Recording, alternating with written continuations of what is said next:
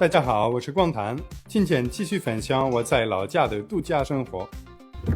凉快的在河上真的太舒服了。法国乡村的清晨特别 peaceful。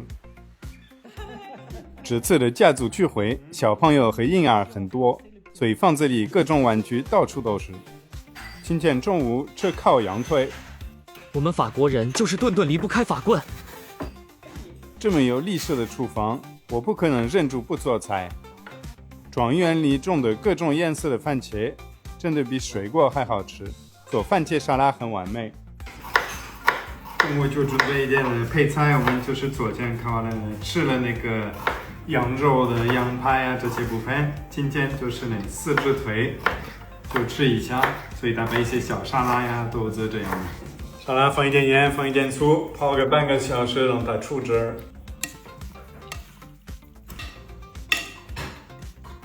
再来一个焗豆子，我往里面加了烤羊腿出的羊油，所以非常香。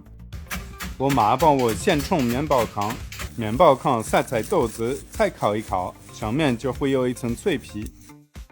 他爸也来厨房帮忙。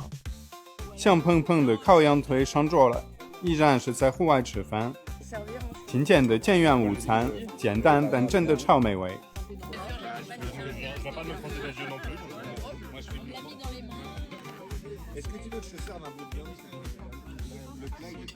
庄园里有一匹退休的马，在这里养老。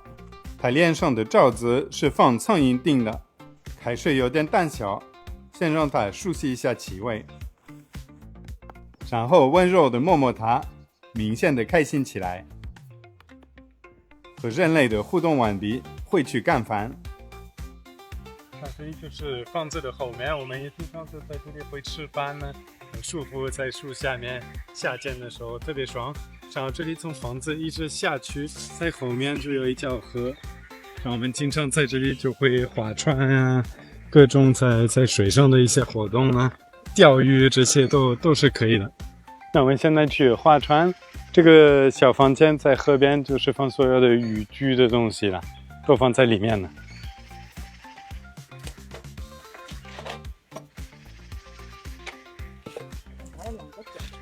对。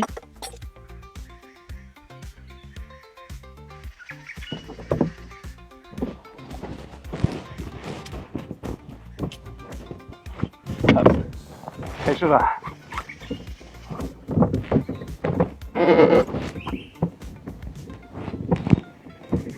好久没做呀。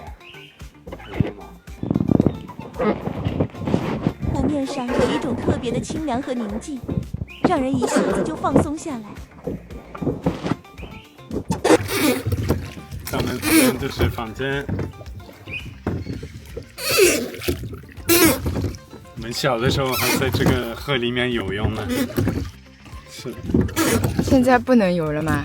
可以是可以的，我们就不鼓励，因为有很多小朋友年纪比较小，你就比较难控制。回望庄园真的很美。凉快的在河上真的太舒服了。哎呀。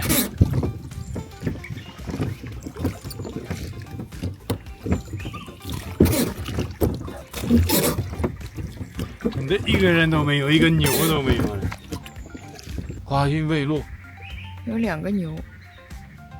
这里就其实没什么聚集的景点，没什么游客会过来，但这种地方我觉得是真正的法国漂亮的地方，就是而且很代表这种就很慢的节奏，大家很放松，很接近大自然，就是很和谐的一个地方，我觉得。